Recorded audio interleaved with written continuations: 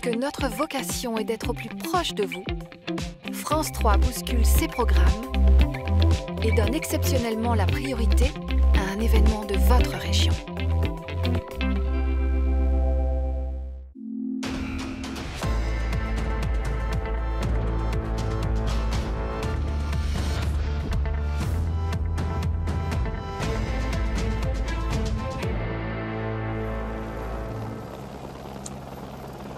Bonjour et bienvenue sous le beau soleil du Morbihan. Bienvenue sur la 9e manche de la Coupe de France cycliste. Nous sommes à Plumelec et ce soleil que vous voyez, eh bien, il était absent il y a encore une heure, ce qui explique que le pourquoi de notre petit retard pour vous retransmettre le final de cette épreuve mythique, sa fameuse côte de Cadoudal. Nous avons été privés d'électricité sur l'ensemble de la ligne d'arrivée.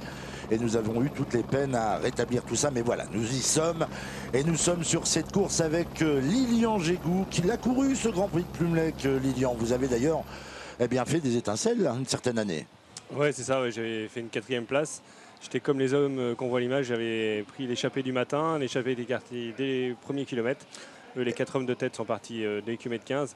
Et j'avais la chance de conserver suffisamment d'avance pour décrocher une 4e place. Comme quoi l'échappée matinale va parfois quelquefois au bout, et donc cette échappée que vous voyez en ce moment à l'antenne, composée de Marc Fournier, Steven Traunet, l'ancien champion de France Nicolas Baldo et Fabien Rondeau, et bien ils sont partis tout simplement au kilomètre 15 et ils tiennent bon. Le groupe, le peloton principal est encore à distance respectable, mais ce sera très dur, Lilian, de conserver cette avance jusqu'au bout. Ouais, c'est vrai que la côte de Cadoudal, la route de la côte de Cadoudal à gravir 13 fois, forcément en fin de course pèse dans les jambes, même si les coureurs de tête sont encore unis.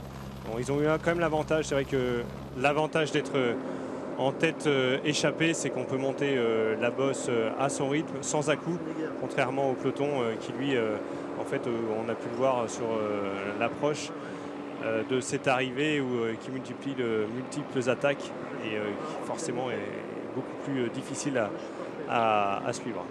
Alors cette côte de Cadoudal, bien entendu, elle est mythique. On va vous dire pourquoi. Parce que Plumelec, c'est un haut lieu du cyclisme en France, puisque c'est un endroit qui a accueilli plusieurs fois le Tour de France à 5 reprises. Il y a eu des championnats de France également d'organiser ici à 3 reprises. Et puis, on s'en souvient, en 2016, les championnats d'Europe.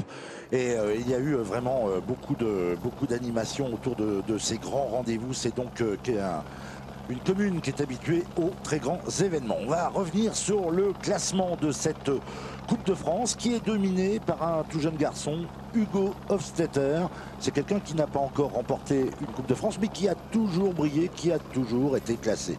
C'est vrai on l'a vu, notamment sur le Trobreléon qu'on a pu voir en direct sur France 3 Ouest, qu'il était toujours dans les premiers.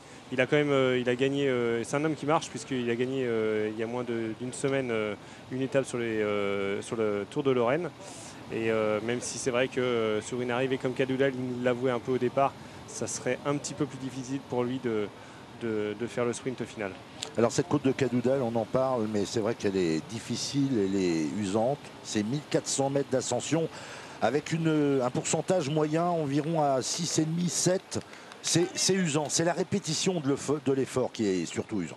C'est vrai, 13 fois à gravir. Alors sur les 7 premiers passages, donc, ce sont sur des grands tours. Et sur les 10 derniers passages, ce sont sur des petits tours, donc de moins de 10 km. Ce qui fait que la répétition s'accélère au fur et à mesure que l'arrivée approche. Et forcément, ça incite le peloton à créer des attaques et à relancer dans cette difficulté. Alors vous le voyez à tour de rôle, c'est surtout les grosses écuries qui assurent le tempo en tête de peloton depuis qu'ils mènent la chasse. On sait que AG2R, la mondiale, est venue avec de grosses intentions et un gros collectif. On les a rencontrés ce matin. Ils ont vraiment envie de faire quelque chose.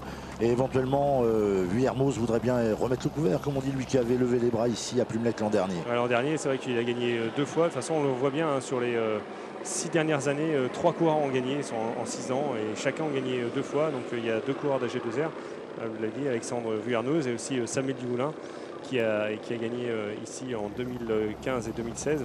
Et puis Julien Simon qui fait partie de l'équipe Cofidis qui a également gagné 2 fois. Et ces 3 coureurs-là sont aujourd'hui dans le peloton. Donc c'est des coureurs qui savent gagner et c'est pas par hasard qu'on voit justement les deux équipes à rouler, l'équipe d'AG2R La Mondiale et l'équipe de Cofidis. Alors qui parle de côte, bien entendu, on pense tout de suite à un grimpeur par nature, mais c'est pas forcément le profil qui sourit aux grimpeurs, c'est une course pour puncher, Plumelec. Ah, c'est vrai qu'il faut savoir bien monter les bosses, mais aussi savoir avoir suffisamment de giclettes pour pouvoir faire le sprint à l'arrivée, puisque c'est vrai que les 200 derniers mètres sont plutôt en faux plat montant. Et donc c'est vrai que des punchers, on les a cités, hein, Julien Simot notamment, Samuel Dumoulin, mais aussi on peut dire Arthur Vichot, hein, de l'équipe de la Française des Jeux, qui a gagné lui le Tour de l'Ain l'année dernière la semaine dernière pour sa reprise. Et puis forcément chez Fortunéo, on a forcément un regard sur Warren Barguil qui est sur ses terres et qui aimerait bien déjà remporter une première victoire pour son équipe. Fabien Rondeau, plein écran, qui mène la tête de cette course. Fabien Rondeau, il appartient à l'équipe de France. Il court aujourd'hui sous les couleurs de l'équipe de France. Et plein écran, Steven Tronet, l'ancien champion de France. Steven Tronet qui revient un peu en forme, on le voit souvent à l'avant en ce moment. Ah, c'est vrai qu'il a connu un petit passage à vide après son titre de champion de France. Et là, il se refait un peu, il se remonte à l'avant du peloton sur son équipe Roubaix-Lille Métropole. Et Marc Fournier qui porte le maillot de la Vital Concept.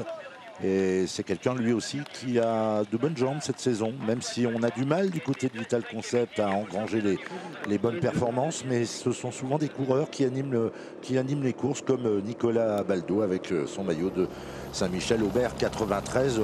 4 garçons qui ont fait la course dans des conditions difficiles parce que l'orage que nous avons essuyé en tout début d'après-midi a été véritablement violent. Pour tout vous dire, on croit même savoir que la course à un moment donné était un peu neutralisée parce que l'une des arches qui indique les 10 derniers kilomètres s'est tout simplement effondrée, faute d'alimentation électrique.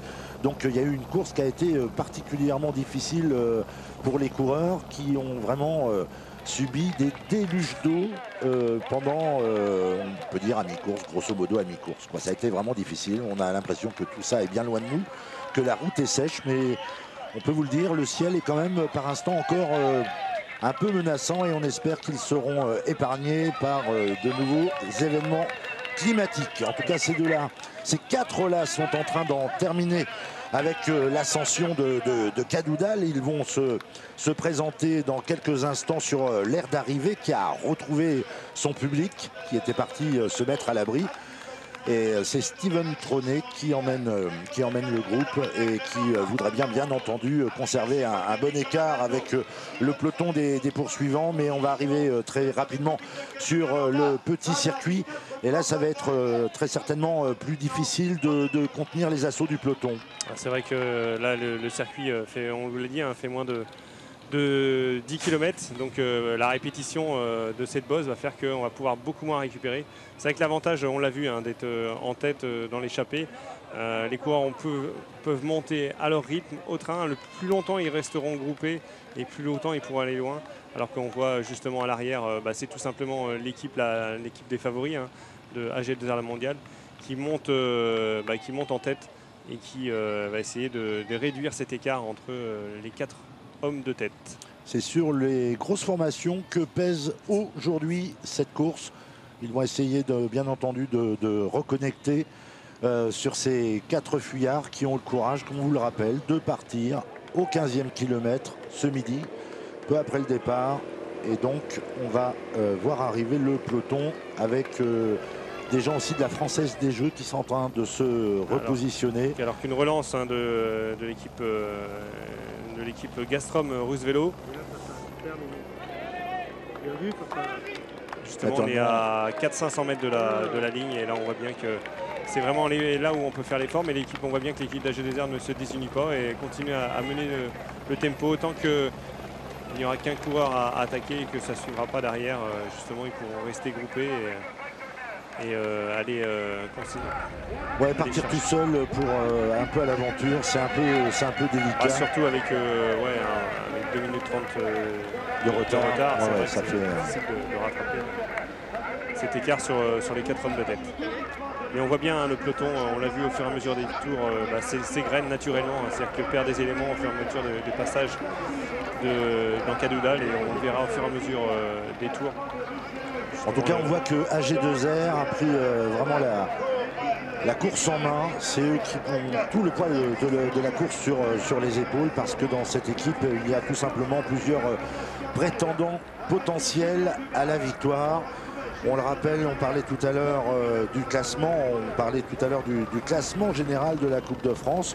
Eh bien, il faut aussi retenir que Cofidis, pour le classement général par équipe, on peut revenir un peu sur ce classement général par équipe. Cofidis est en tête, devant justement l'équipe AG2R et l'équipe Groupama FDJ, autant d'équipes qui ont des prétentions pour le classement général final. Nous sommes dans la 9e manche. Demain se disputera à Châtelain les Boucles de l'Aune, 10e manche de cette Coupe de France qui revient souvent en Bretagne. C'est vrai qu'on y dit, c'est que souvent la Coupe de France, au bout de la 10e manche, et on distingue vraiment les leaders, ceux qui prennent le leadership de ce classement-là. Et on l'a dit aujourd'hui, c'est forcément Hofstetter qui est en première position avec 116 points. Mais on a justement Samuel Dumoulin qui lui est en 4e position avec 62 points. En sachant que sur chaque étape aujourd'hui comme demain, il y a 50 points à aller récupérer. Et si Samuel Dumoulin, comme il avait pu le faire en 2016, faisait le doublé aujourd'hui et demain, il reprendrait tout simplement le leadership de cette Coupe de France. Samuel Dumoulin, c'est quelqu'un qui aime d'ailleurs beaucoup la Coupe de France. Il l'a remporté, je crois, à 2 ou 3 reprises. Beaucoup la Coupe de France et aussi beaucoup la Bretagne. Oui, aussi, également la Bretagne. Alors que là, on voit les coureurs de peloton traverser Plumelec pour ressortir et justement enchaîner sur une longue descente qui vous ramène sur un petit kilomètre de plat et pour retourner dans cette côte de Cadoudal. Et toujours les AG2R en tête. Et puisqu'on parlait de Samuel Dumoulin, nous sommes allés le surprendre ce matin juste après la signature. Et vous allez voir que Samuel Dumoulin, il aime beaucoup, mais beaucoup la Bretagne. Ici au Grand Prix de Plumelec et demain à Châtelain. Avec à chaque fois une certaine réussite. T'as des bonnes jambes? Ouais, je suis bien, j'ai enchaîné beaucoup de courses, Romandie, Dunkerque, Tour de l'Ain, mais je pense que là aujourd'hui je suis à un pic de forme et voilà, j'ai bien préparé notamment aujourd'hui Plumelec parce qu'elle a vraiment quelque chose de différent. Surtout que vous avez une grosse équipe. Ouais, on a eu une grosse équipe, mais bon, on n'est quand même pas la seule équipe à avoir des favoris. C'est sûr qu'au niveau de la densité, je pense que c'est nous les meilleurs, mais voilà, nous utiliser nos cartes au mieux et on connaît la tactique pour gagner, donc on va essayer de l'appliquer. Je te remercie. C'est vrai qu'il connaît la technique pour gagner parce qu'on s'en souvient la dernière fois qu'il a levé les bras à Plumelec le lendemain, tout simplement, il s'imposait sur les Boucles de l'Aune à Châtelain. Donc c'est quelqu'un, comme on le disait tout à l'heure, à qui la Bretagne réussit parfaitement. Et puis surtout, AG2R Mondial a quand même gagné ici les 3 dernières années. On l'a dit en 2015 avec Vuarnoz, en 2016 donc avec Dumoulin, et en 2017 de nouveau Vuarnoz qui gagnait ici même. Donc c'est vrai que c'est l'équipe qui, c'est quasiment depuis 3 ans, c'est l'équipe qui lève les bras sur la ligne de Plumelec. Puis on voit qu'ils ont aligné au fait un effectif en conséquence parce qu'il y a de beaux noms dans cette équipe AG2R qui se présente aujourd'hui à Plumelec dans le Morbihan. Il y a vraiment des coureurs d'expérience. Tony Galopin est là, Alexis Goujard aussi. Alexis Goujard qu'on a vu tout à l'heure, avant que la prise d'antenne. Et Alexis Goujard qui a justement essayé de relancer pour revenir sur les échappées. Malheureusement, son initiative a avorté. Mais voilà, effectivement, on a d'excellents bons coureurs avec donc Tony Galopin qui revient sur le Grand Prix de Plumelec qu'il n'avait pas parcouru depuis 6 ans, tout simplement parce qu'il courait dans des formations étrangères et qui lui aussi aime bien revenir sur ces routes bretonnes. Et n'oublions pas que tous ces coureurs-là ont forcément en tête le Tour de France. Et même si certains sont quasiment assurés de participer, d'autres, en faisant une belle performance aujourd'hui, marqueraient des points pour être dans la sélection du Tour de France. Et on sait que chez AG2R La Mondiale, avec Romain Bardet, forcément, les sélections est très rude. Ah oui, chez AG2R cette année, compte tenu de l'effectif, les sélections, eh bien, faudra aller les gagner à la pédale. On le voit, les 4 hommes continuent de s'entendre. Et Steven Tronet prend beaucoup de relais. Il emmène son petit groupe.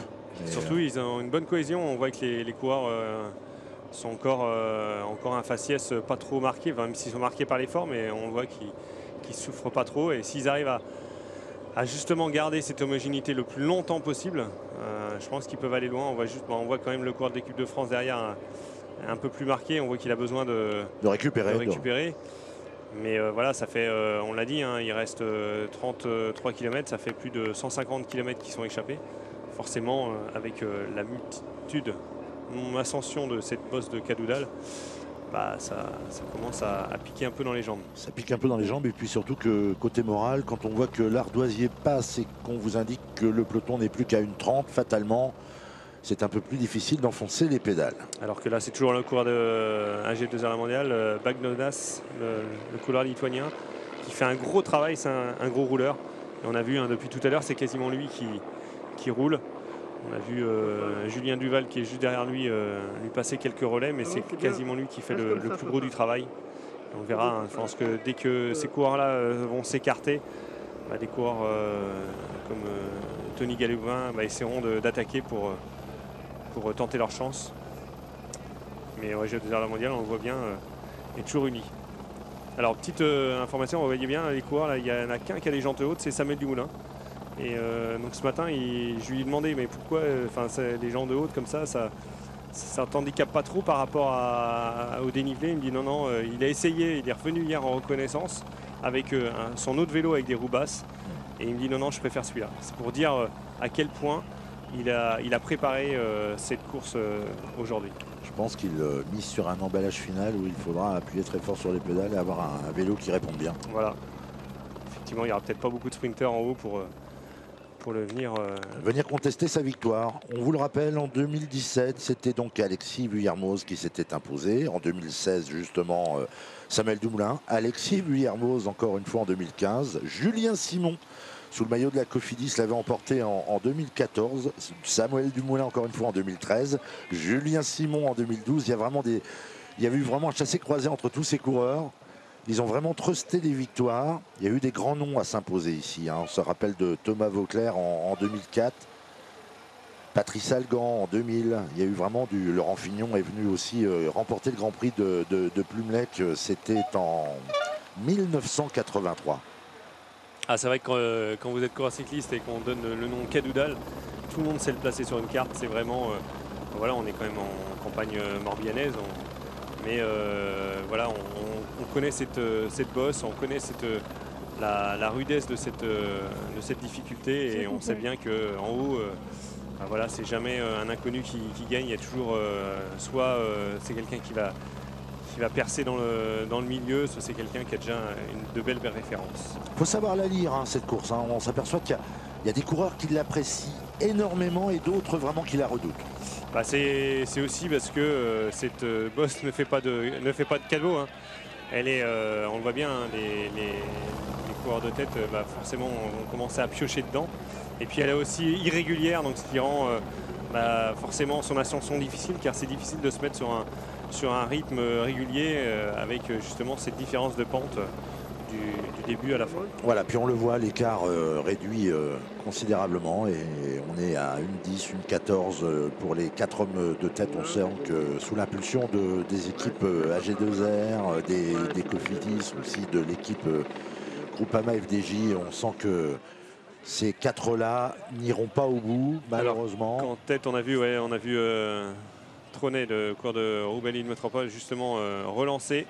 Il sentait bien que justement ses partenaires d'échappée n'avaient plus forcément les mêmes jambes que lui, et donc il tente l'aventure tout seul à 30 bandes de l'arrivée. Ouais, on voit que Marc Fournier est dans le dur. Fabien Rondeau aussi, c'est difficile. Et on l'a dit, hein, 150 km d'échappée à 4. Les relais reviennent vite, et forcément avec les conditions climatiques qu'on a eues, ça use dans l'organisme. Voilà, il a fait le trou, il est parti tout seul pour essayer bien de conserver un écart suffisant pour entretenir l'espoir jusqu'à la fin. On est à 31 km de l'arrivée et Steven Trone est en train de passer la ligne. Il sait qu'il reste encore pas mal de tours à accomplir, au moins 4. Et derrière, eh bien, oui, ça y est, c'est complètement désuni. L'attaque de Steven Trone a été trop difficile. Ah, c'est un peu prématuré, hein. C'est vrai que 4 tours de l'arrivée. Ça va, 4 ascensions par rapport à un peloton qui reste uni et organisé. Ça risque d'être difficile. Alors qu'on voit bien, G2R temporise. Tant qu'il n'y aura pas d'attaque, ils arriveront à garder justement leur équipe solide autour de leur sprinter, Samuel Dumoulin. Voilà, et on voit que derrière, Cofidis est aux avant-postes, mais pour autant ne veulent pas assumer le poids de la course. Personne vraiment n'assure de relais. C'est AG2R qui assure le tempo.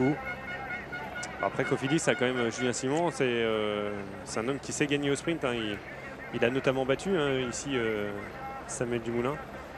Et donc voilà, il tente justement l'arrivée au sprint et ce duel Dumoulin-Simon.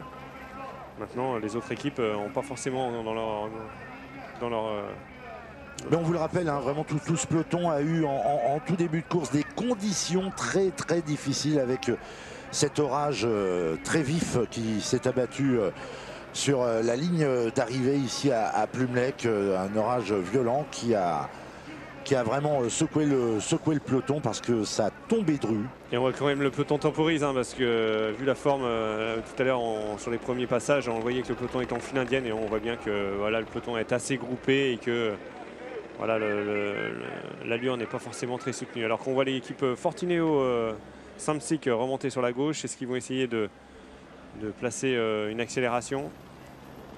De partir en contre, peut-être. C'est vrai que dans leur sein de leur effectif, ils n'ont pas forcément eux le sprinter qui peut battre Julien Simon ou Samuel Dumoulin.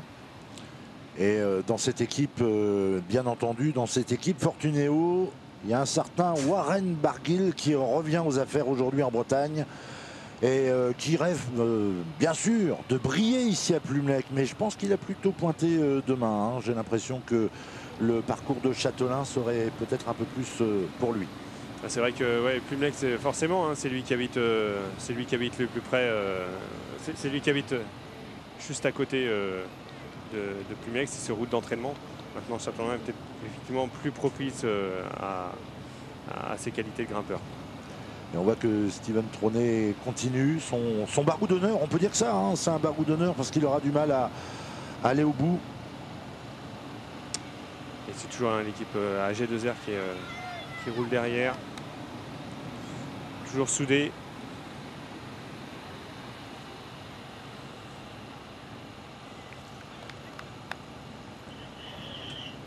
Et derrière ça roule toujours les AG2R qui sont aux commandes. Et on voit que le peloton est en file indienne hein, quand même. Hein. Même si Steve Trone met toutes ses dernières forces pour essayer de garder cet écart. On voit que justement dans la descente, ça va extrêmement vite et que le peloton roule légèrement plus vite que Steve Trone. Mais de toute façon, je pense que le peloton a intérêt d'entretenir ce petit écart avec les hommes qui sont à l'avant. C'est vraiment dans les ultimes tours que les grandes manœuvres vont s'engager, comme c'est souvent le cas ici à Plumelec. Et avant de rentrer justement dans le vif du débat, eh bien, je vous propose de tourner une petite plage de publicité.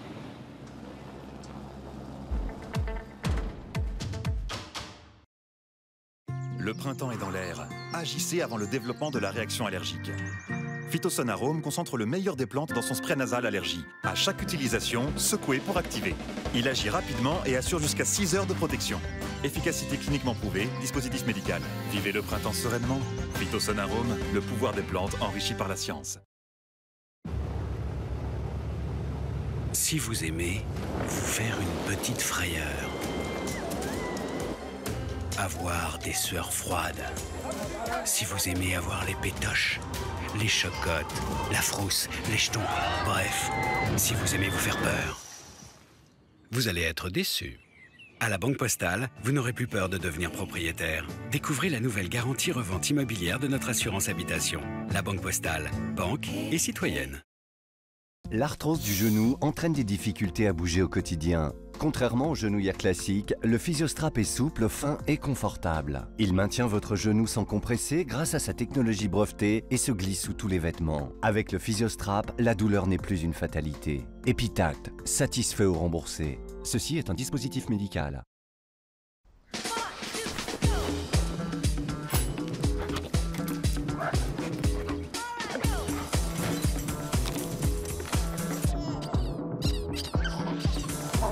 Votre chien aussi a des mains, et elles doivent rester propres. Pédigré Dentastix vous aide à maintenir ses dents et gencives en bonne santé chaque jour. Pour une peau pleine de vitalité, Néovadiol Rose Platinium. Des actifs naturels, cire d'abeille nutritive, calcium fortifiant, eau minéralisante de Vichy, dans une texture rosée et confortable. La peau est revitalisée, fortifiée, et elle retrouve son éclat rosé naturel. Néovadiol Rose Platinium, des laboratoires Vichy.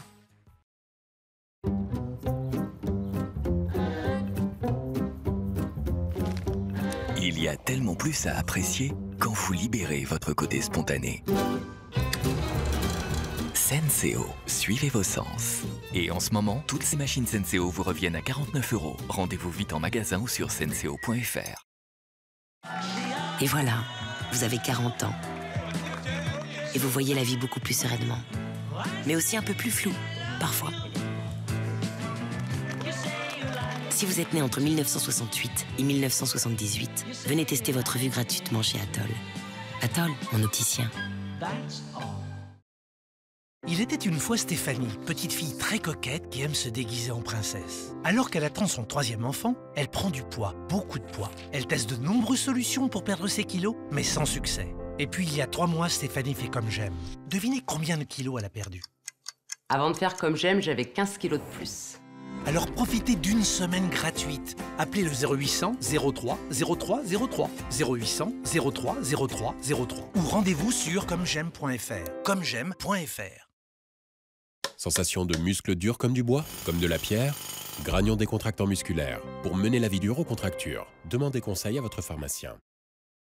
Êtes-vous totalement prête à captiver les regards? À faire craquer ce bel inconnu? Colgate Total est différent des autres dentifrices. Il combat les bactéries sur vos dents, votre langue, vos gencives, vos joues et vous offre ainsi la confiance totale d'une bouche saine. Colgate Total, soyez totalement prêts pour la vie. Là, vous me voyez, je suis en forme. Malheureusement, ce n'est pas toujours le cas. Dans ces périodes, regardez à quoi ressemblent mes journées. Heureusement, une cure de Berocca peut vous aider à retrouver toute votre vivacité physique et mentale. Dans les périodes de fatigue, la formule unique de Berocca à l'efficacité cliniquement démontrée vous aide à revenir au meilleur de vous-même. Berocca traite notamment la fatigue passagère, médicament pas avant 15 ans. Bayer. J'adore les amandes. L'amande douce ne révèle pas sa douceur facilement. Grâce au Petit Marseillais, retrouvez toute sa douceur dans une douche hydratante. Le Petit Marseillais, ensoleillé par nature.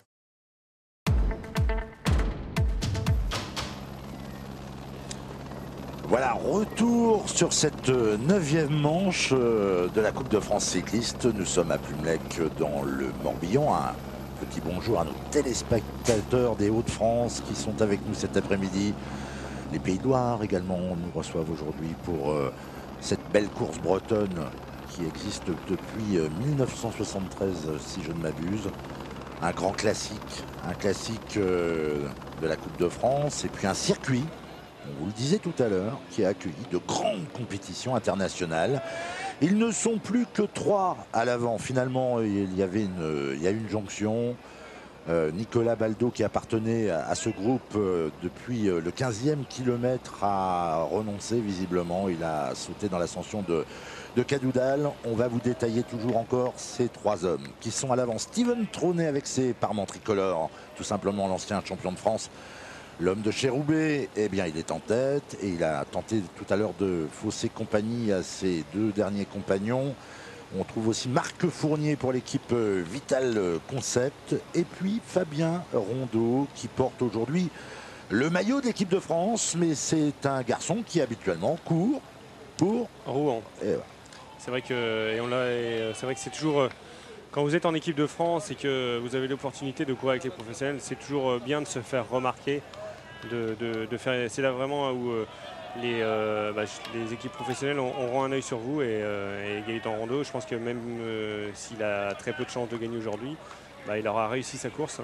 Bien sûr, il aura réussi sa course. Il va peut-être taper dans l'œil d'une équipe professionnelle qui pourrait, en fin de saison, bien entendu, lui proposer un contrat. C'est souvent comme ça que ça se passe.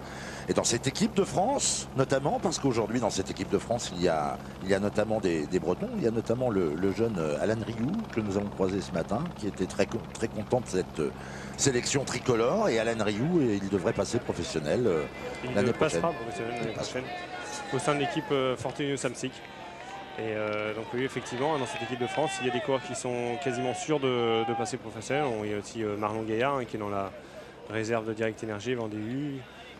Voilà, ils sont plusieurs. Et puis voilà, il y a d'autres coureurs qui vont essayer justement de se montrer. Et Fabien Rondeau, lui, il a décidé de passer toute la journée devant dans l'échappée. Et puis il a aussi trusté tous les grimpeurs et les classements par points, puisque c'est lui qui termine premier de ces deux accessibles et il relance à l'avant. Et on le voit sur les images d'Anthony Forestier, notre réalisateur. Eh bien, on le voit, le public ne s'y trompe pas et se place là où ça fait mal. Là, on a l'occasion de voir les coureurs en plein effort. Faut être piloté, quand même. Le jeune Fabien Rondeau, eh bien, il a encore de l'énergie à revendre. On le trouvait un peu à la peine tout à l'heure, mais Fabien Rondeau, eh bien, il s'est refait une santé.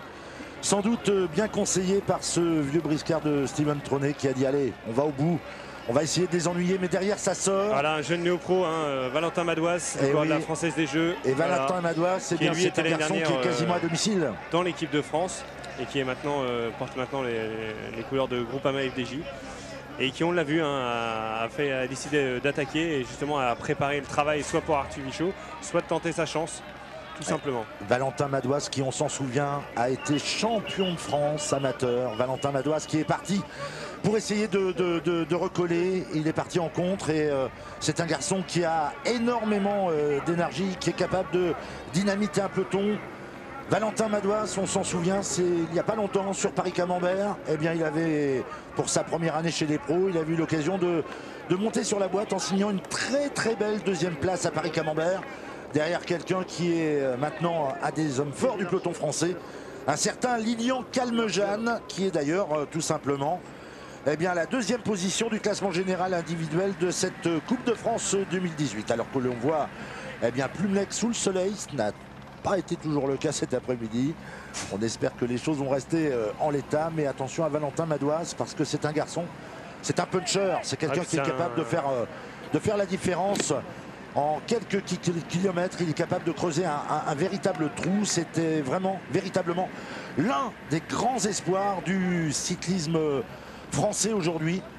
On l'a vu derrière l'équipe AG2R qui toujours menait le tempo, mais tout simplement avait mis des coureurs frais, des coureurs qui n'avaient pas passé de relais, notamment Clément Chevrier, qui justement pour accélérer et pour ne pas laisser partir Valentin Madouas, a mis des hommes qui étaient capables de mettre une allure un peu plus soutenue au sein de ce peloton. D'accord, on le voit d'ailleurs, dans cette équipe Groupama FDJ à laquelle appartient Valentin Madouas. Eh bien, il y a une combinaison d'anciens et puis de jeunes.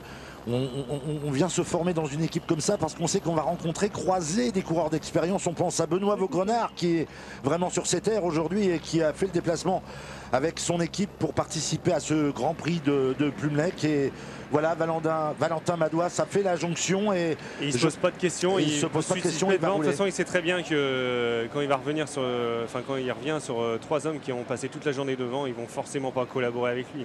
Les coureurs déjà le connaissent et voilà, ils ont tout intérêt à se mettre dans sa roue. Et Valentin, justement, on n'a pas perdu de temps à essayer de les convaincre de collaborer avec lui. Il est tout de suite passé devant et c'est le jeu. C'est-à-dire qu'il sait que derrière, les coureurs vont se mettre dans la roue, vont pouvoir profiter de son travail. Alors il nous fait une descente à la Frôme là.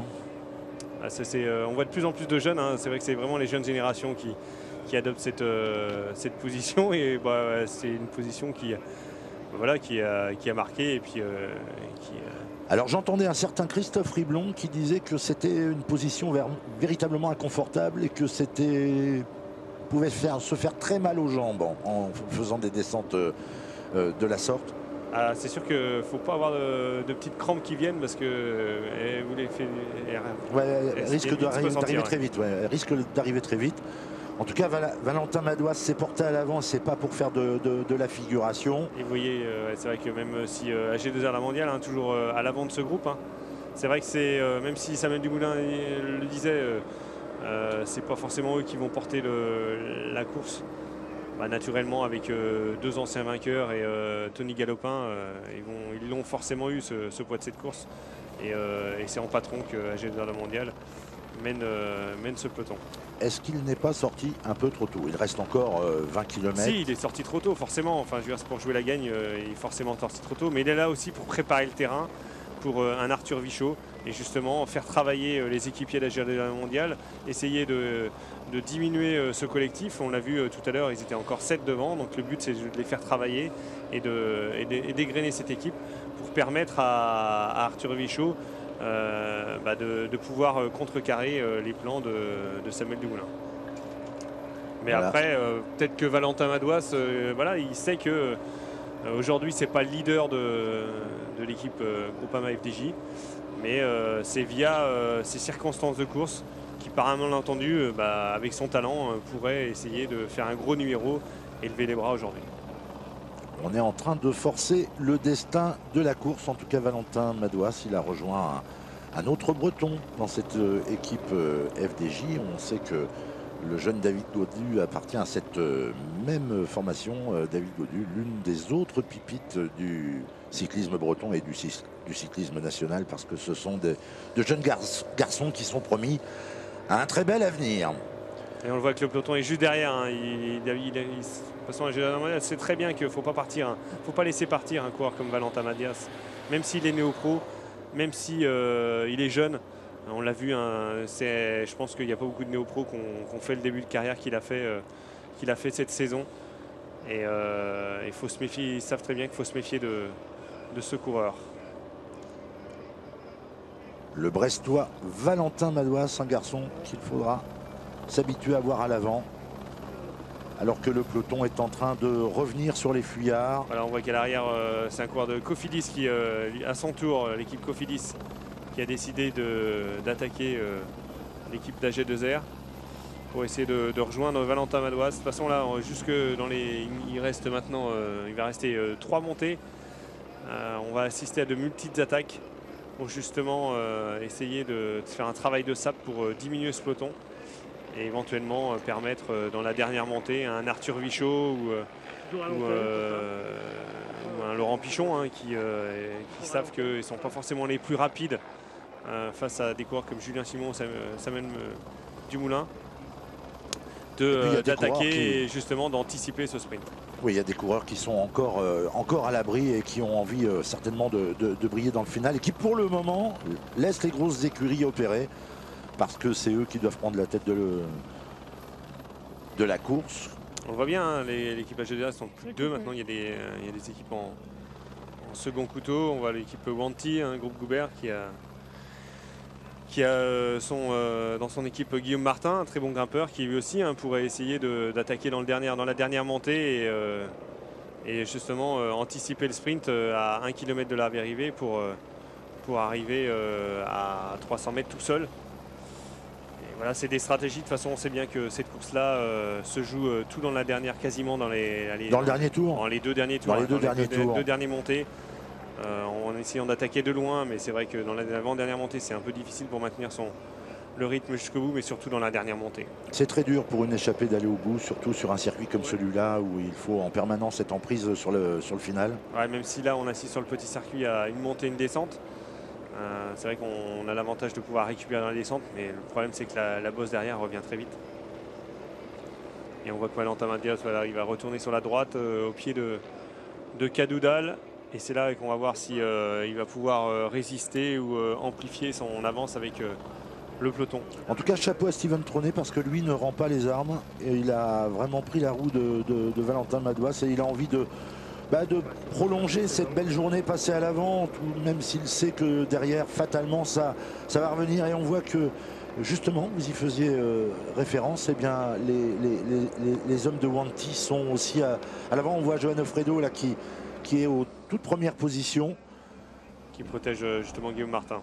Guillaume Martin que nous avons rencontré ce matin et qui nous disait qu'il reprenait, il a fait une petite coupure et qu'il avait quand même lui aussi des ambitions, l'envie de bien figurer sur cette côte de Cadoudal qui n'est pas forcément le profil qui l'affectionne. Il faut des difficultés un peu plus dures pour Guillaume Martin. Un coureur lui aussi prometteur qui avait brillé l'an dernier sur les routes du Tour de France et qui avait disputé quelques grimpeurs, qui s'était montré vraiment à l'avant dès que la route s'élevait beaucoup, dans les cols, dans les Alpes, dans les Pyrénées. Garçon dont on reparlera, originaire de l'Orne, du département de l'Orne. Et voilà, maintenant, il me semble que c'est Johan Lebon qui attaque l'équipe pour Vital Concept Cycling Club. Johan, qui lui aussi un breton sur ses terres, qui aime bien cette bosse, qui a des jambes et qui aimerait bien justement montrer et remporter une victoire pour son équipe. Ah, Johan Lebon, il est en forme. Il est en forme. Il n'a pas eu beaucoup de chance ces derniers temps. Il a quand même signé 2 victoires il a signé 2 deuxièmes places, je crois, sur le Tour de Bretagne. Enfin, il a été aux avant-postes. Il a animé les étapes de ce Tour de Bretagne. Et c'est vrai que Johan Lebon, dès qu'il a l'occasion de courir en Bretagne, eh bien, comme beaucoup de coureurs de l'Ouest, il a envie de briller. En tout cas, il est en train de faire l'effort. Il est en train de faire l'effort pour essayer de revenir sur Valentin Madouas, parce que Johan Lebon, c'est un rouleur. Attention, c'est un garçon. S'il arrive à s'entendre avec Valentin Madouas, il peut creuser l'écart. Ils peuvent aller très très loin. Johan Lebon, c'est un garçon qui, l'an dernier, au dernier championnat de France, s'il n'avait pas chuté, aurait eu l'occasion de monter sur la boîte. Et Johan Lebon, on le sait, il avait envie de... Mais là, on voit que c'est dur. On ne va pas le laisser partir parce que justement, on connaît ses talents de coureur. Si vous le voulez, on va entendre Johan Lebon. On l'avait croisé ce matin au départ et vous allez voir qu'il a toujours ce même plaisir de courir à domicile. C'est des routes qu'on connaît, la Bretagne, c'est mes routes d'entraînement. Ça fait plusieurs années que je la fais de suite. C'est un circuit que j'apprécie. Et il y a énormément de monde, donc c'est une belle course et j'ai envie de briller ici. Et quelle est la stratégie de l'équipe? La stratégie, c'est pas évident. Il y a des belles équipes. Toutes les équipes alignées ont quand même des bons coureurs. On sait que AG2R ont une très grosse équipe. Tous les ans, ils sont quand même opérationnels sur ce circuit. Donc ça va être surtout de ne pas courir à contre-temps. Et puis après, on verra comment ça va se dérouler. Mais c'est souvent une course qui se fait dans le final. Toi, personnellement, les sensations sont bonnes? Oui, moi, les sensations sont bonnes. J'ai repris la compétition la semaine dernière sur le Tour de l'Ain. Donc ça revient progressivement.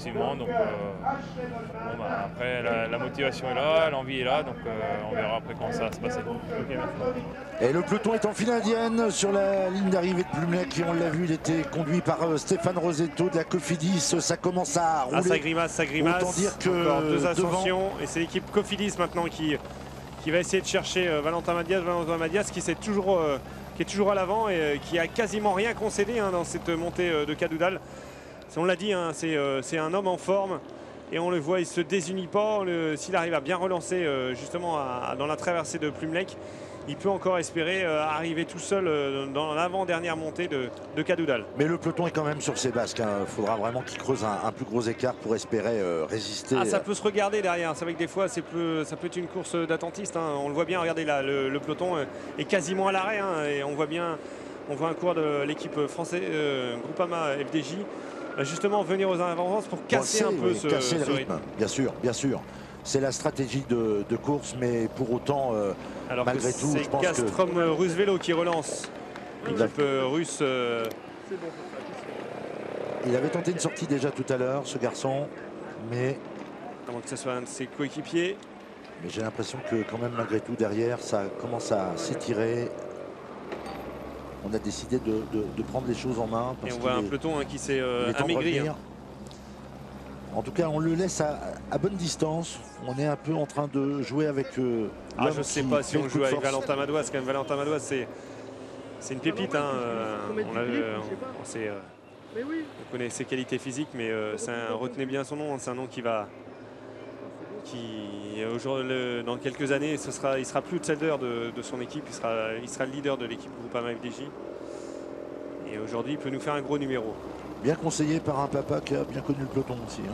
Et ouais, c'est vrai que les chiens ne font pas des chats. Ouais.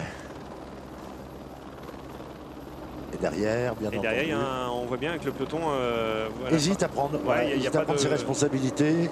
Personne, on se dit qu'il reste un tour.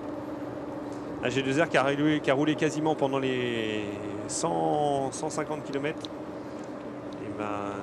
Et demande aux autres formations de prendre à leur tour leurs responsabilités pour revenir sur ce garçon qui crânement est sorti tout à l'heure pour recoller sur les 3 hommes de tête qui avaient animé cette belle épreuve de Plumelec depuis le 15e kilomètre. On vous le rappelle, tout à l'heure, il y avait une échappée composée de Marc Fournier, Steven Tronet, Nicolas Baldo, Fabien Rondeau de l'équipe de France.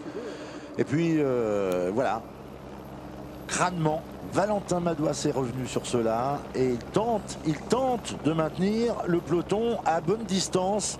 On voit que le soleil est uniquement sur Plumelec. Hein. Voilà, uniquement là, oui, parce que c'est autour, ça reste très menaçant.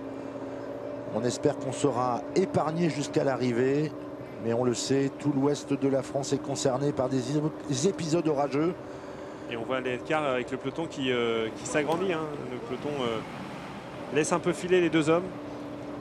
Valentin Madouas est dans la phase descendante du circuit. Il va le tourner sur la droite.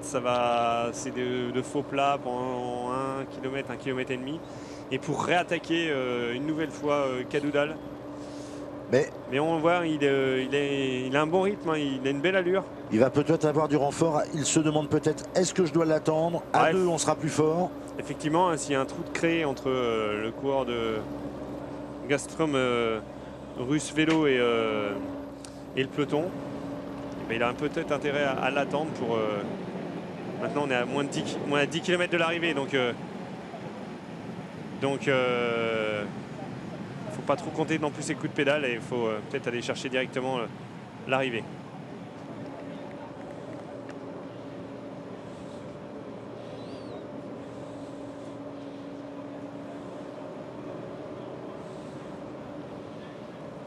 Il va tourner sur la droite pour aller chercher un léger plat montant alors que le coureur russe a une dizaine de mètres derrière lui. Et on voit bien, il y a d'avoir un écart hein, quand même avec le peloton. Mais il va revenir. Il va revenir ce coureur russe sur Valentin Madouas. On voit qu'il hésite, hein, et il se retourne. Est-ce que je dois l'attendre? Est-ce que je ne dois pas l'attendre? Avec le peloton, on voit que le peloton est quand même juste derrière. Arslanov, qui est lui aussi un tout jeune coureur. C'est le rendez-vous des jeunes aujourd'hui sur Plumelec.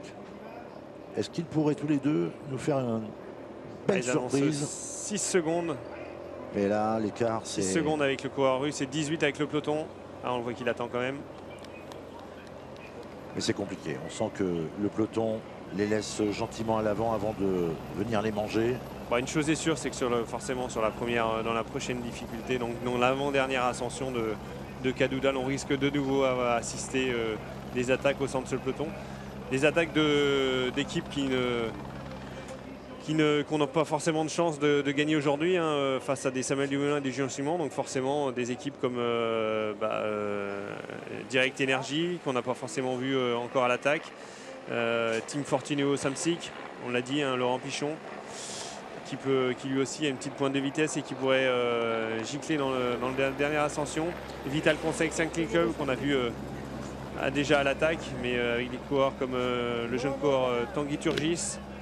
Mais il y a beaucoup d'équipes à mon avis qui restent à l'abri et vous avez parlé tout de suite de Direct Energy et je pense que dans les rangs de Direct Energy il y a des gens qui sont là pour éventuellement tenter quelque chose dans le final parce qu'on connaît l'expérience de garçons comme Jonathan Hiver, Sylvain Chavanel. Ce sont des garçons qui ont une très très bonne lecture de la course, qui savent qu'aujourd'hui tout le poids pesait davantage sans doute sur l'équipe AG2R et l'équipe Groupama FDJ. Et qui dans le final pourrait peut-être créer la surprise, se porter au commandement et porter les stockades. C'est le cyclisme. Jonathan Hiver, hein, qui est de l'équipe Direct Énergie, qui nous confiait, qui est un coureur qui pourrait gagner. Hein. C'est vrai que c'est vraiment une style d'arrivée qui le convient. Maintenant, comme il disait, il était en reprise, donc il ne savait pas trop où il en était, conditions forme. Il y a beaucoup de coureurs hein, qui sont en reprise aujourd'hui dans ce peloton de Plumelec qui ont un petit peu coupé. Quelques-uns ont participé récemment au Tour de l'Ain. C'était notamment le cas du leader de cette Coupe de France cycliste, Hugo Hofstetter, qui a d'ailleurs remporté une étape, hein, je crois, sur le Tour de l'Ain. La première étape du Tour de l'Ain. Un garçon brillant, un sprinter d'avenir. Sprinter puncher même, on peut le dire. Hein. Ouais, le Tour de l'Ain, c'est vrai que c'est pas forcément une course des plus plates. Hein. Comme on dit en Bretagne, c'est mal plat. C'est mal plat, effectivement. Le Tour de l'Ain également. Et donc pour le moment, toujours 2 hommes en tête. Valentin Madouas. Voilà, avant-dernière ascension de Cadoudal. 9 km de l'arrivée. Ça va venir très vite. Et on voit toujours hein, l'équipe, on va le voir à l'antenne, l'équipe AG2R La Mondienne qui mène le rythme. Mais il y a un trou, hein, il y a une quinzaine de, je pense 15-20 secondes. Ouais, il y a 15-20 secondes. Radio Tour. Et on voit que AG2R est en train de reprendre ses bonnes habitudes en prenant à sa charge le commandement de la course, observé de près par, bien sûr, Groupama FDJ qui va essayer de couper les relais, de ralentir un peu le retour du peloton. Voilà, 22 secondes annonce Radio Tour. Et on voit bien, il n'y a plus que 4 hommes devant AG2R, hein, le Clément Chevrier qui vient juste de s'écarter. On voit donc et un Samuel Dumoulin qui était dans la roue de Tony Galopin. Il me semble que c'est Julien Duval qui faisait l'avant-dernière montée. Ça veut dire qu'il ne restera plus à Samuel Dumoulin que Tony Galopin pour faire le dernier tour. Et on voyait aussi un Sylvain Chavanel pour Direct Énergie qui était aux avant-postes. Ah, c'est sûr, il va forcément se passer des choses. Hein. Là, on voit que la bosse se passe en 2 parties. Hein. Donc cette première partie où on vient chercher un long virage où la route, le virage où sont les coureurs. Et là, la route se cabre un petit peu plus. Et après, pour l'épingle à cheveux, où il reste 300 mètres pour aller chercher l'arrivée. Et là, c'est vraiment la partie la plus difficile de cette bosse. Et c'est sûrement là où on risque d'assister à des attaques au sein de ce peloton. Si le rythme n'est pas trop dur, et ben on va au fond. C'est Alexis Goujard qui mène ce peloton. On voit bien. Hein, et, de toute façon, il n'y a pas de secret pour AG2R Mondial. Si ils veulent qu'il n'y ait pas d'attaque, faut monter vite. En tout cas, ce renfort, le renfort du jeune Russe, a permis de creuser l'écart. Et Valentin Madouas a trouvé un allié de circonstances. Alors qu'on voit que Valentin Madouas, forcément, il a. Ah non, c'était un de ses coéquipiers. En tout cas, ils continuent leur ascension. Et c'est au courage qu'ils tentent de contenir encore le peloton qui, pour le coup, pourrait faire la jonction. Hein, on en est persuadé. Et c'est Alexis Goujard hein, qui monte, qui mène le rythme au sein de ce peloton. Toujours avec Tony Galopin et Samuel Dumoulin. Voilà les hommes de tête qui arrivent dans la montée, enfin dans la dernière ligne droite. Un tour de l'arrivée.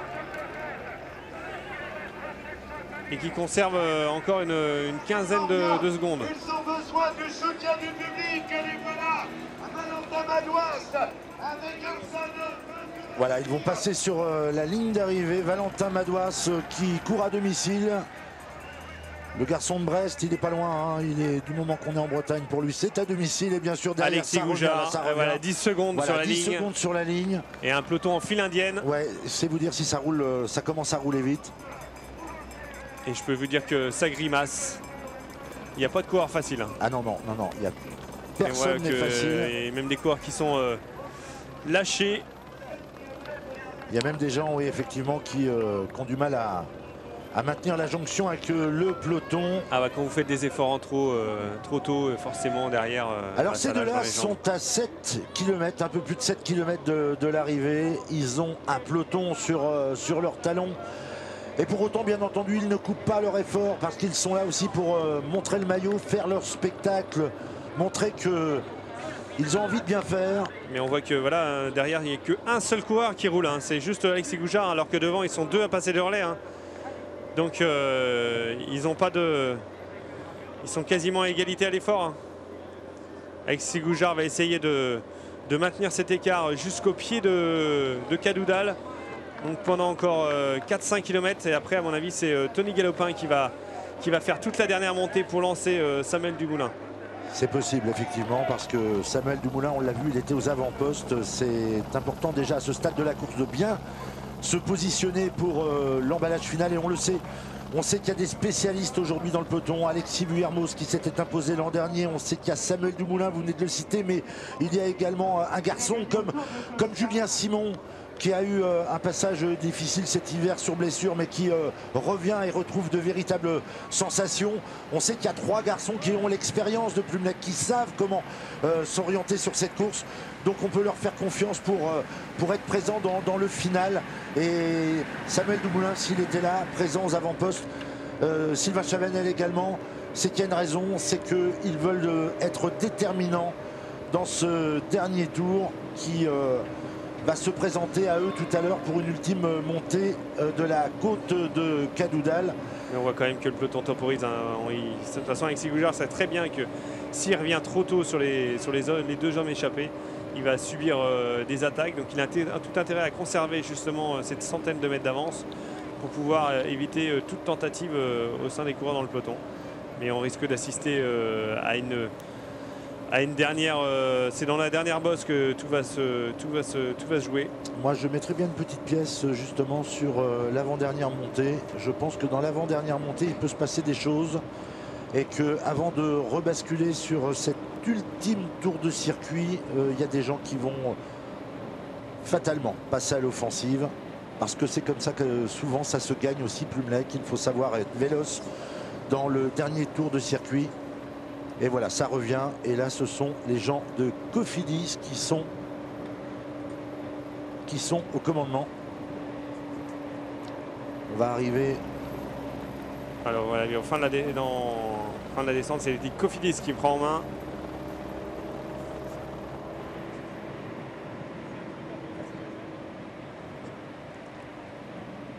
Cofidis est aux avant-postes. On voit que les AG2R sont tous là. Opama FDJ est aussi en tête de peloton. Voilà, AG2R qui est en renfort effectivement de Cofidis, qui va essayer de revenir. Et on voit que les Direct Energy sont en train de se placer également, parce que Jonathan Hiver, ça pourrait être son terrain de prédilection aujourd'hui. Même s'il risque de peut-être, comme dit au départ, un peu juste, mais voilà, c'est une arrivée qui peut lui convenir. Alors qu'on voit Benoît Vaugrenard sur la gauche de l'équipe Groupama FDJ remonter Arthur Vichot, Jonathan Hiver, Julien Simon, Samuel Dumoulin. C'est les 4 coureurs qui vont se disputer, qui risquent de se disputer aujourd'hui la victoire en haut de Cadoudal. Et puis bien entendu, il y a d'autres formations aussi, bien entendu, qui peuvent briller. Qui peuvent briller sur voilà, la fin de la descente pour le peloton. 3 km de l'arrivée. Et voilà, maintenant il n'y a plus de descente. Donc là, c'est juste du faux plat montant. Et après, on va aller chercher l'arrivée dans 2 km. On a vu aussi l'équipe Fortunéo là, avec Juan Barguil qui remonte également à l'avant. Juan Barguil qui aimerait bien aujourd'hui lever les mains pour sa nouvelle formation Fortunéo Samsic, qui a signé cet hiver en tant que leader dans cette formation. Ouais. Alors là, on les voit, c'est vraiment les costauds qui essayent de préserver leur leader. On est en train de mener le tempo parce qu'on voit que le peloton s'étire violemment sur le plat. Ça veut dire que ça roule fort pour éviter justement que quelqu'un parte en contre. Et on voit que les jeunes de Wanty, Groupe Gobert sont là aussi. Il y a des prétendants à la victoire chez eux aussi. Ouais, également, Pasqueron, Andrea, qui a aussi une bonne pointe de vitesse, qui de toute façon aujourd'hui maintenant est à moins de 3 km de l'arrivée. Toutes les équipes vont remonter leurs sprinters pour essayer de mieux les placer au pied de ces difficultés, et afin qu'ils arrivent au moins dans les 10 premiers pour pouvoir bien effectué le sprint à 300 mètres de l'arrivée dans le dernier virage en épingle. Mais voilà, il y a à 500 mètres, c'est vraiment là le plus dur où on risque de voir des attaques. Mais fatalement, ça va être dans la bosse que ça va forcément gicler. Parce que là, pour le moment, on s'économise. Le dernier kilomètre, ça sera très long, sera très dur. Et on voit que les équipes se regroupent. Wanty, groupe Goubert, on voit l'équipe Fortuno Samsic sur la gauche et enfin sur la droite de la route. Et là à gauche, toujours donc à droite de l'image. AG2R Mondial avec sur la gauche de votre écran, qui essaye justement de se replacer. Voilà, G2R, on l'a dit, hein, donc Alexis Goujard, vous voyez juste derrière Tony Galopin, Alexis Vuarnoz et Samuel Monneray. Donc on voit bien à peu près la configuration aujourd'hui. Chez AG2R, on a décidé de tout miser sur Samuel Dumoulin. Dans sa roue, on voit l'équipe Groupama FDJ avec Arthur Vichot. Et voilà, ça roule de plus en plus fort. On va essayer de chercher les coureurs, à moins qu'on ne le voit plus qu'à l'image, qu'ils se sont fait rattraper. On voyait tout à l'heure Johan Ofredo aussi qui était à l'ouvrage pour l'équipe Wanty Groupe Gobert. Tout le monde est en train de se replacer. On voit également Sylvain Chavanel qui est toujours lui aussi aux avant-postes. Jonathan Hiver, que vous voyez plein cadre tout à l'heure, on le voyait, on l'apercevait avec son maillot Direct Énergie. Quelqu'un qui s'est imposé cette année au Tour du Finistère, Jonathan Hiver, qui a un beau palmarès, 5 victoires cette saison. Attention, c'est un garçon qui revient en forme, qui a été souvent malchanceux par le passé, mais qui cette année a des jambes de feu. Et là, c'est Guillaume Arthur Martin Vichot aussi est en embuscade derrière avec son maillot Groupama FDJ. Voilà, ça roule fort. On voit que ça roule tellement fort que derrière des coureurs se font lâcher, tellement la vitesse est élevée. Voilà, Tony Galopin qui fournit son effort à moins d'1 kilomètre de l'arrivée avec Alexis Vuarnoz et Samuel Dumoulin dans la roue. Maintenant, voilà, le but c'est de rouler le plus longtemps possible pour éviter toute attaque.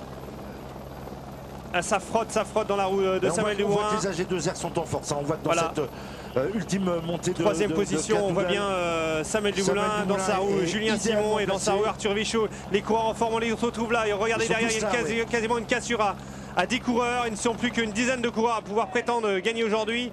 Et voilà l'endroit le plus difficile. On voit que AG2R Arthur Vichot a du mal à suivre. Ils ont fait le trou. Arthur Vichot est en train de. Et voilà, c'est Julien Simon qui fait la différence, alors que Samuel Dumoulin avait fait la cassure pour Alexis Vuarnoz. Alexis Vuarnoz tout seul devant. Ça temporise un peu, on voit que Julien Simon est vraiment très bien. Peut-être revenir de l'arrière, mais en tout cas AG2R est bien placé. Ils ont encore deux hommes à l'avant idéalement placés. Julien Simon. Julien Simon m'a l'air bien quand même. Il est là, il observe. C'est le seul coureur qui arrive à observer, à temporiser. Et voilà, il fournit son effort. Arthur Vichot dans sa roue. Ça temporise de nouveau. On voit Justus Ferrada, le coureur également de Cofidis avec le maillot champion de Bretagne. Il ne sont plus que 5 coureurs. Et voilà, ça temporise, ça se regarde, ça se regarde. Voilà. Ah, je pense que Julien Simon aurait dû tout de suite relancer. Mais tous les coureurs étaient à fond. Mais là, c'est dur. Voilà, les coureurs vont attendre. Et voilà, c'est Justus Ferrada qui relance pour son coéquipier Julien Simon dans la roue Samuel Dumoulin. Placé également. Et alors attention, ce champion d'Espagne. Jésus Serrada qui va relancer, c'est un excellent rouleur. Et on voit bien Grimace, ça va se faire à la cuisse. Et voilà, le sprint est lancé. Samuel Dumoulin qui lance. Julien Simon qui n'a pas pu passer. Et c'est le coureur de Wanty Groupe Goubert. Le coureur Pasqueron, Andrea Pasqueron qui s'impose aujourd'hui. Il y a eu vraiment un beau finish avec tous les hommes, tous les favoris de cette épreuve de Plumelec qui se sont portés à l'avant. Il a fait une attaque, mais on avait vu que les Wanty. Mais on voit bien Julien Simon, il s'est vraiment fait tasser. Il n'a pas pu passer. Je pense que c'est ce qui lui a coûté aujourd'hui la victoire. On le voit, il arrive à bien rester dans la rue de Samuel Dumoulin. Et là, c'est vrai que là, il n'a pas pu passer. Il a été obligé de temporiser. Et c'est Andrea Pascalone qui s'est imposé de l'équipe Wanty Groupe Gobert, mais on les avait vus à l'avant. On avait vu qu'ils ont fait un gros travail. Johan Eufredo a fait un gros travail dans le final pour ramener ses coureurs au premier plan. Ses coéquipiers au premier plan. Julien Simon est pas loin. Hein. On voit bien que Samuel Dumoulin ça a dû monter vite, hein, les coureurs. Il y a une grosse Julien cassure Simon avec, signe si je ne m'abuse, une deuxième place. Et c'est Samuel Dumoulin qui est troisième. En tout cas, belle victoire dans un final qui a été très enlevé. Lancé au kilomètre. Hein. On a vu que les coureurs ne se sont pas épargnés. Il y a une course d'attente. On a joué un peu avec tout à l'heure le petit Valentin Madoise qu'on a laissé en point de mire pour économiser, éviter que des hommes partent à l'avant et tirent par trop le peloton. Tout a été sous contrôle par les grosses écuries du peloton. Et Andrea Pasqualone, tout à son bonheur, qui a donc signé une très très belle victoire sur cette 9e manche de Coupe de France. Mais encore une fois, les habitués de voilà, je crois qu'on va retrouver tout de suite l'interview de Andrea Pasqualone. Vas-y, fais l'interview. Quelques mots en français, c'était comment c'est arrivé? In English? English. Okay. Ah, il est au micro de Benoît Levaillant qui est dans l'air d'arriver. Benoît, c'est à vous, si vous nous recevez, vous pouvez. On va essayer de faire une petite interview en français, ça va être un petit peu compliqué. Juste quelques mots en français. Comment c'est arrivé? Racontez-nous comment ça s'est passé. Aujourd'hui, c'est une bonne journée pour moi, pour mon équipe. Dans la partie, il y a un peu de pression. Pourquoi il y a les favoris du jury. Et thank you, Alfredo. Et mon équipe y a travaillé, il y a un bon travail dans les derniers kilomètres. Et moi, j'avais une bonne gambe. La dernière côte, la dernière montée, c'était très dur. Hein. Oui, c'est très dur. Pourquoi il y a beaucoup de coureurs un peu plus forts de moi dans la montée. Mais c'est bon, pour moi, c'était une bonne journée. Merci Benoît. Merci beaucoup. Merci Benoît, merci et bravo encore à Andrea Pasqualone. Et on l'a vu, hein, il devient lui-même. Hein, je pense que c'était pas lui le plus fort dans la montée, sauf que ça a temporisé, ça lui permet de récupérer. Et c'est là où Julien Simon pourra peut-être s'en vouloir, c'est que on l'a bien vu, hein, dans la montée, c'était quasiment lui le plus fort. C'est lui qui se retournait pour observer ses adversaires. Il y a une attaque en deux temps. Il a essayé d'attaquer et quand il a vu que ça courait, mais ça suivait, mais il aurait dû insister. Et je pense que voilà, c'était aujourd'hui normalement la victoire lui tendait les bras. En tout cas, il signe aujourd'hui une très très belle victoire sur ce Grand Prix de Plumelec devant deux hommes forts, hein, deux anciens vainqueurs. Deux anciens vainqueurs, en la personne de Julien Simon et de Samuel Dumoulin. Notez la 4e place d'Arthur Vichot qui vient de remporter le Tour de l'Ain. Alexis Vuillermoz qui avait gagné ici l'an dernier se classe 5e. Romain Hardy est 7e pour Fortuné. Et on voit bien déjà le 7e à 14 secondes. Ouais. C'est pour dire à quelle vitesse c'est monté. En 1 km, on a fait des gros écarts. On a fait le trou, effectivement. Ça a été un très très beau final avec un vainqueur italien et puis Julien Simon, eh bien oui, qui est certainement très déçu de ne pas s'être imposé une 3e fois sur son épreuve, mais je crois qu'on n'aura pas le temps de... Oui, alors on peut peut-être retrouver Julien Simon pour quelques secondes d'interview avec Benoît. Benoît, c'est à vous. Julien, comment ça s'est passé sur la fin là? On pensait que vous étiez dans les clous là pour passer? Si, j'étais dans les clous, hein, mais quand ça s'est fait le même truc qu'il y a 2 ans. En fait, j'ai 2 heures quand c'est bon. Et puis après, Vuillermoz il a accéléré. Et puis Dumoulin il a refait la même, il a laissé une cassure, sauf que là j'y étais tout de suite. Sauf que on est parti un petit peu à 2 avec Vuillermoz, mais il a vu que j'étais là, donc il s'est relevé, c'est rentré aux 500 mètres. Ma petite erreur, c'est peut-être là, j'aurais dû peut-être contrer direct, parce qu'après du coup Après, j'étais en tête jusqu'au dernier virage. Après, mon collègue Résus, il a lancé le sprint. j'étais trop dans la route du moulin, puis voilà, après l'autre il a déboîté. Ils sont très déçus. Julien Simon, Ouais, bien entendu, Julien Simon très déçu. Julien Simon très déçu. On va être obligé de malheureusement de rendre l'antenne sur cette 9e manche du Grand Prix de Plumelec. Merci aux équipes techniques de France 3 Bretagne pour nous avoir fait vivre dans des conditions particulières cette 9e manche. Merci à Anthony Forestier d'avoir assuré la retransmission de cette très belle course. On vous laisse avec un jeu sur France 3. Maintenant, c'est Trouver l'intrus. Merci pour votre fidélité. À très bientôt pour du cyclisme sur France 3 Bretagne. Merci.